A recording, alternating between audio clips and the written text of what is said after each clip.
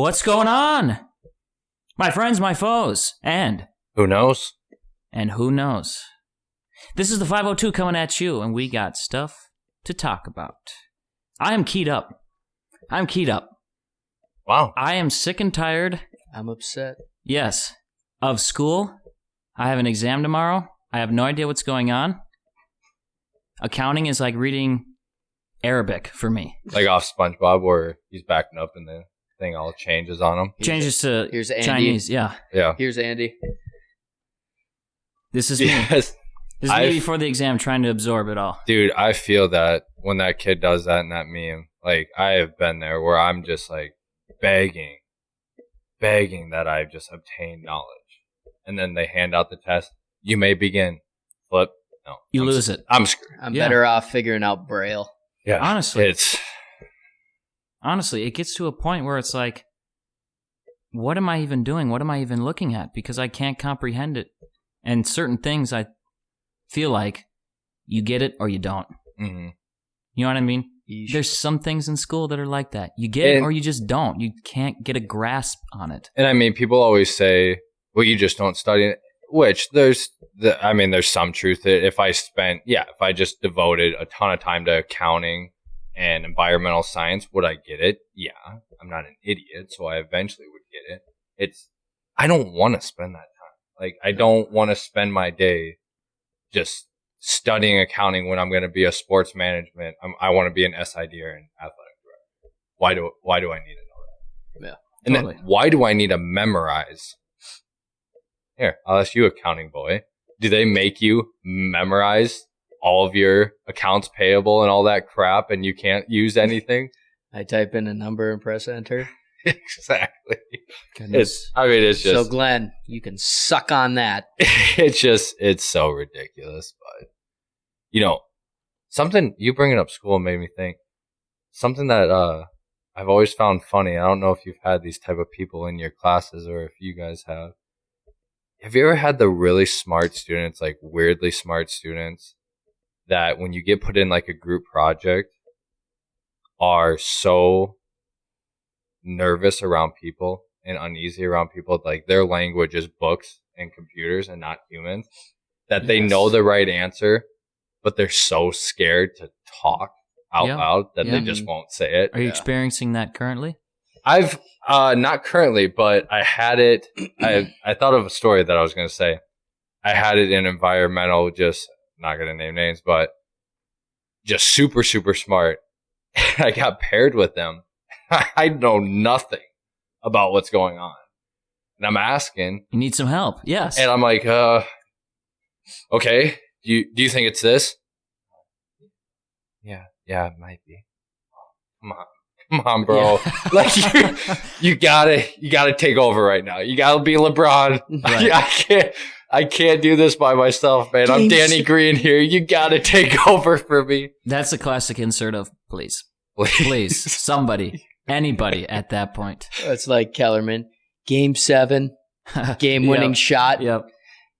The whole world depends on it. Who you taking? The aliens sending a comet straight towards Earth. Yeah. I'm taking Iguodala. Yeah, just blasphemous. And then everybody else is like, but you guys have had those people in. Well, I know a lot of people like that. And it goes hand in hand with people who are uberly intelligent, like really, really smart people. Like you said, they speak books better than they interact with other people and their friends. I know a ton of people like that. Or when the teacher says, ask a question and nobody like answers right away. And they're like, come on, you guys, like you should know this. Nobody answers. Okay. 10 points extra credit.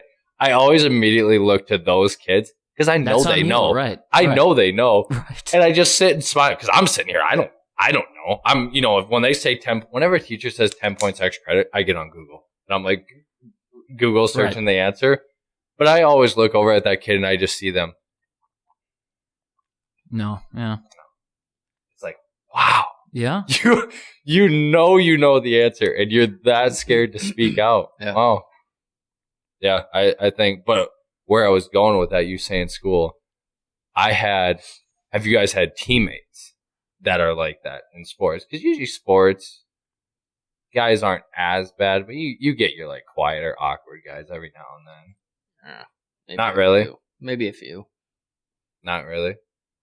Okay, so when I played at Minnesota West, I'm not going to name names, but we were on a road trip and they were assigning out hotel rooms to people. And certain guys on the team, I don't know if you guys know, you only know them by their nickname, and you like never learned what their actual name was for a period of time. Mm-hmm. You eventually probably learn. So we had this guy, and I am going to say his name. He won't care. And we called him Bones on the team. That's what his name was Bones. I don't know why his nickname was Bones, but we called him Bones. And there was another guy on the team. His name was Preston, and we called him Preston. His name was Preston Hoffman, and he was from Colorado. And there was a group of Colorado guys that always got put in the same hotel room together. They're from the same high school, and they always got put together. So he's reading off all the names. Preston already went. The Colorado group already went. It's me and a couple other guys left. And I'm one of the older guys there because all these guys are like 18, 19 years old. And by this time I was 21. So I was one of the older guys on the team.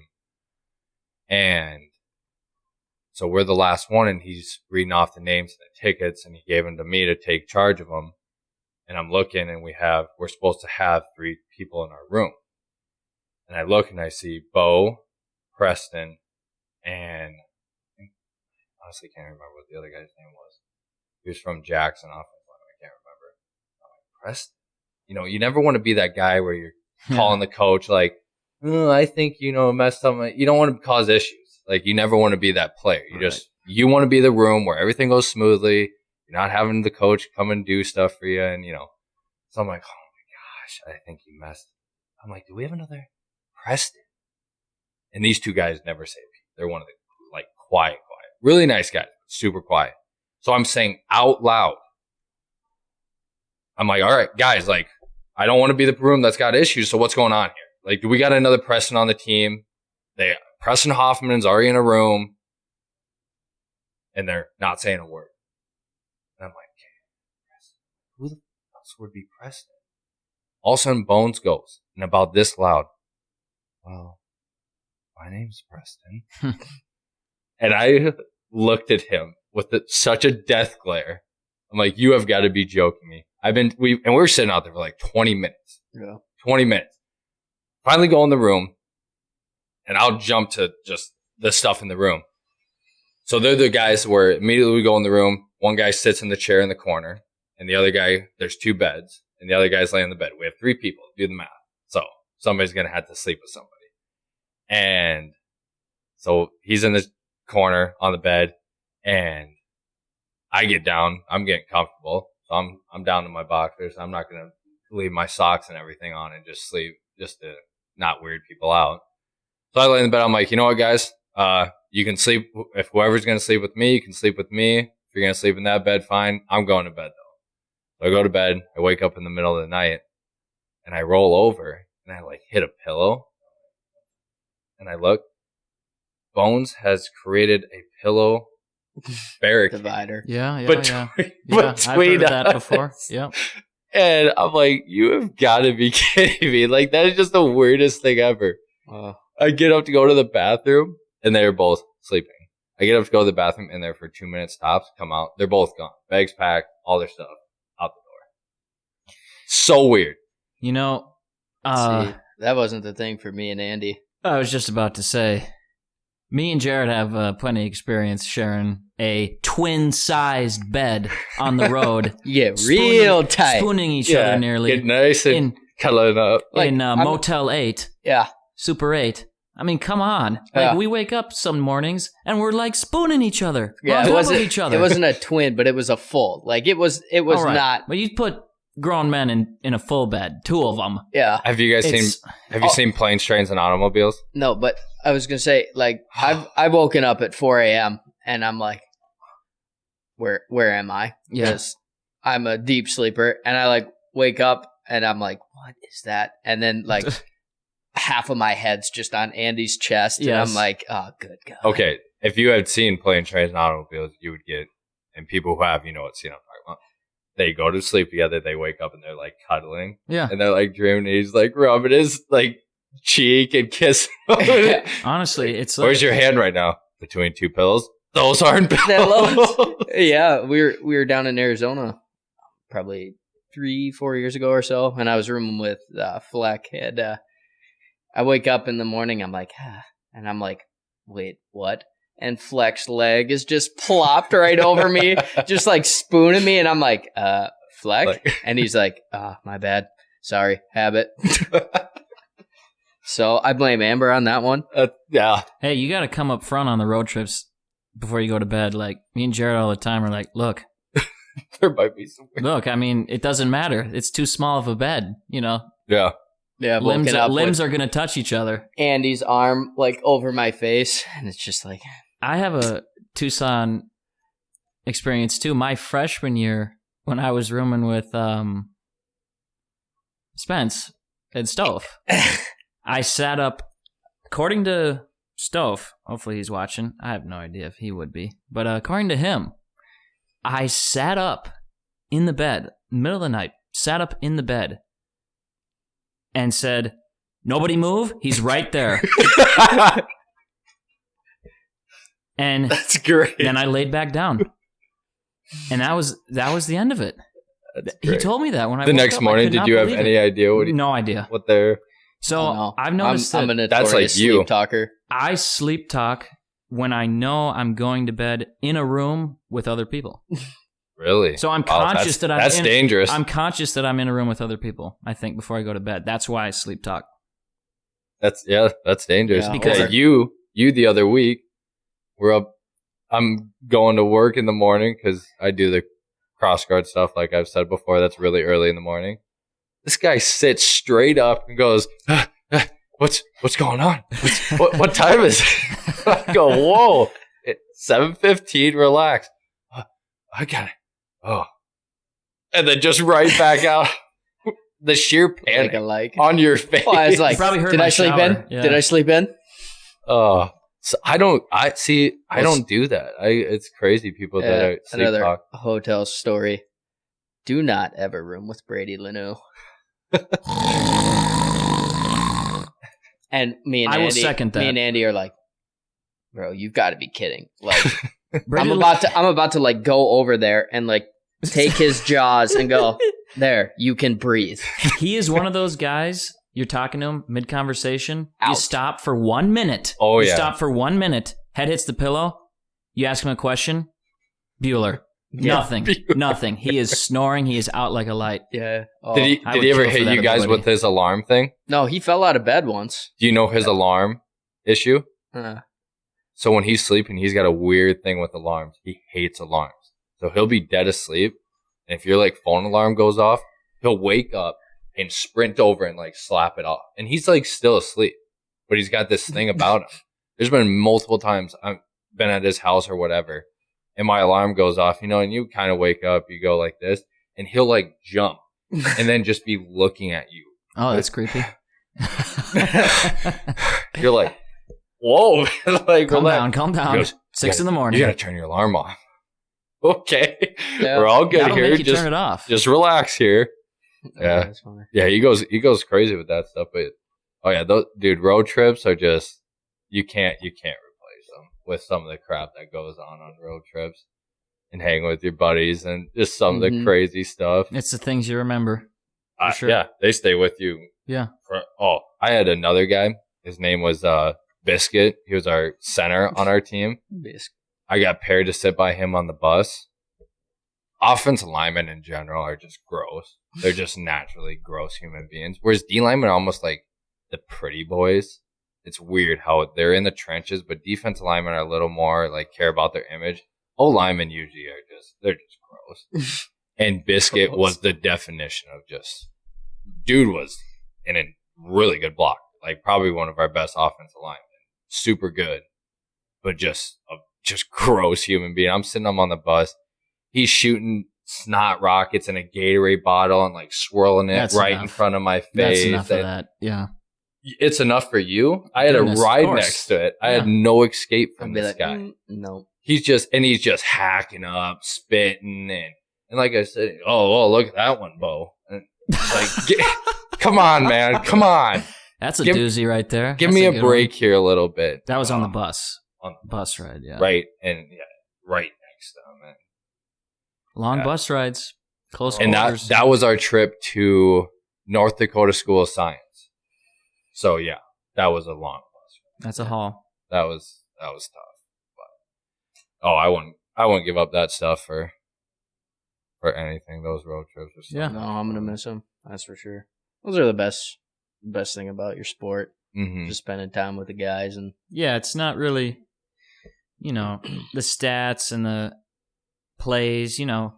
Those kind of take a back seat. It's really the memories, the laughs, the smiles, the experiences you share with your teammates. You're not gonna remember going 2 for 4 one game. No. You're gonna remember the funny shit that happened on the right back. Yeah, absolutely. Mm-hmm. That's the stuff that counts. Yeah.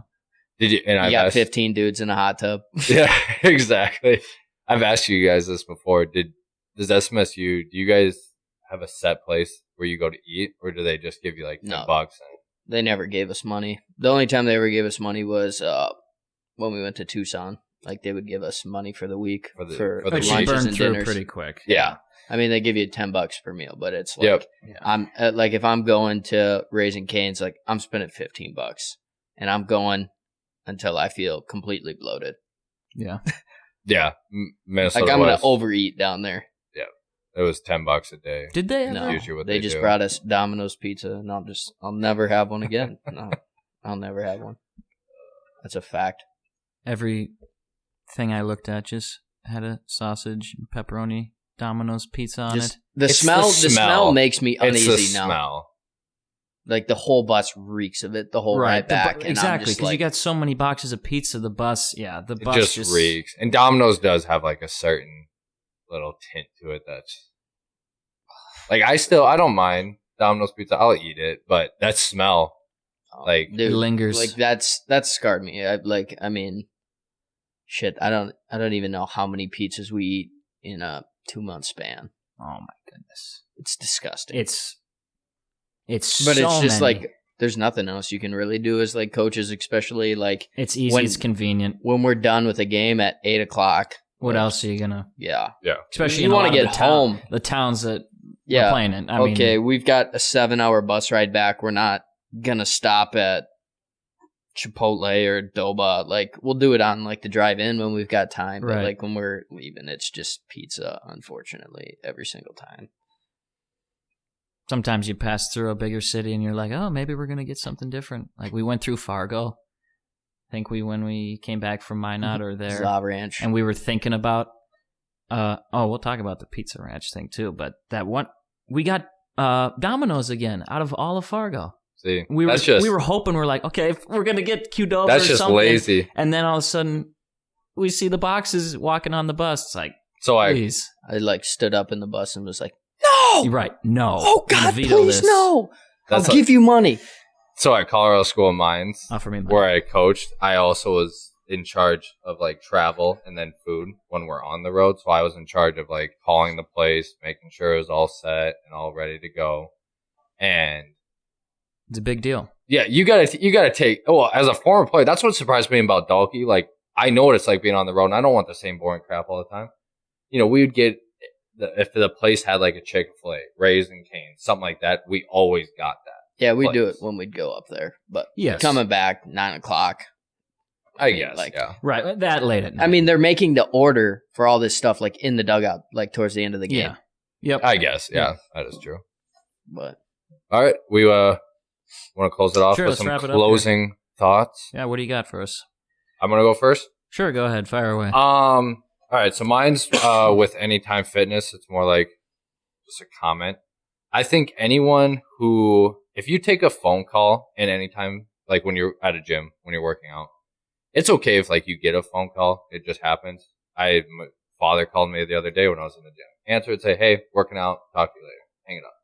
When you answer a call, especially people who do business calls, when you're working out and you're just talking out loud for everybody here, mommy and daddy didn't show you enough attention when you were younger and you got self-confidence issues. Because if you're just, everybody's trying to work out, and I don't want to hear you talk, well, if it's doing that well, then we probably got to sell it. I'm telling you, that's what we need to do is sell. And I told Michael, if it reaches, bro, shut up. Like, take it outside. I'm trying to work out. Like, I don't need to hear about your business or Peggy and what's going on in her life and how you're so sick of her drama and all that crap. Take it outside. That's mine. We're keyed up in here. We're keyed up tonight. It's every night, at any time. Braves just won the World Series. Good for them. Really good team. I like that team. A lot of energy. Those cheetahs. Big Dansby guy. Good for Eddie Rosario. You know, it was tough seeing him go, but good for him. Yeah. He wasn't gonna, stick around in Minnesota. It was not gonna really do much for him. Good for him. Get a ring. Have a great playoffs. Yes, he did. Yeah, he balled out. Yeah. That's what I have. What do you got, Jared? Mine, it's not school, surprisingly. I'm actually kind of even keel. Good. Mine, how about them Cowboys, baby? How about them? Yeah, you're dressed out. I didn't even notice that. Let's go. I mean, good old Star. We are back. We are back. Suck it, Vikings fans. You couldn't even beat a guy with 2 career passing yards. Yeah. Suck it. Honestly, he has every right to say that. This chump comes in, and I'm not surprised. We said it before the game. Yes. Me and Bo said, kind of incredulously, I'm not going to be surprised. Vikings blow this game. Absolutely. Because that's such a Minnesota sports thing to do. But it's also a Cowboys thing. It is also a Cowboys thing, yes. I'm hyping them up. They're going to end up about 13-4, 14-3, have a top 3 seed. Then they're going to have to face Aaron frickin' Rodgers in the divisional. Bad man. Bad man. And the bad lettuce he's got going. But Diggs is going to shut down Devontae Adams. He's not going to shut him down. Good luck shutting him down. But he's going to have under 70 yards, maybe 3 or 4 catches, no tutties. Cowboys, they're going to get to the NFC Championship game for the first time since 1995. I like the call. I like it. Just to finish with your Vikings, they're facing the Ravens next week. Ravens are a powerhouse. Vikings will win that game. That's just how they do. They lose to Cooper Rush, but they'll beat Lamar. That is the Vikings' MO. They play up to their competition. Putting money on. They play up to their competition, and then they play down. Obviously, and their games are always close. The Cowboys are far and away the better team this year. But when you have Cooper Rush, 1 for 3, 2 career passing yards, and then you let him cook you for 300 plus. For 325 and 2 tutties, that can't happen. That's just bad. Primetime spotlight. He was ready to go. That can't happen. He was ready to go. All right. Well, that's what we got. Once again, you guys appreciate the support. Make sure you guys go like and subscribe, follow the Instagram page, and we'll check you guys out next time. Peace out. See you, nerds.